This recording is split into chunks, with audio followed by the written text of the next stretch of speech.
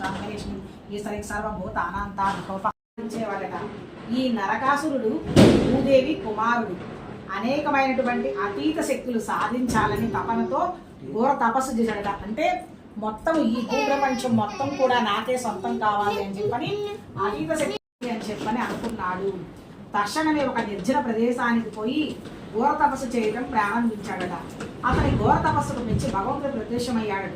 భక్త, నీ భక్తికి మెచ్చాను, నీకేం వరం కావాలో కోరుకోమన్నాడట.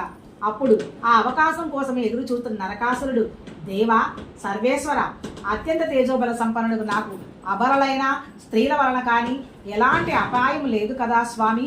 మిగిలిన యశ గంధర్వ కిన్నెర కింపురుషాదుల చేతను, బ్రహ్మ విష్ణు మహేశ్వరుల చేతను, పంచభూతాదుల చేతను, మరెవ్వరి చేతను కూడా నాకు మరణం లేకుండా ఉండేటట్లుగా వరం ప్రసాదించు స్వామి. అంటే స్త్రీలు ఏం చేస్తారు కాబట్టి అవల వల్ల నాకేం భయం లేదు, మిగతా వాళ్ళందరి వల్ల కూడా నాకు భయం ఉంది కాబట్టి వాళ్ళందరి వల్ల కూడా మరణం లేకుండా నాకు వరం ప్రసాదించు అని చెప్పని కోరుకున్నాడట.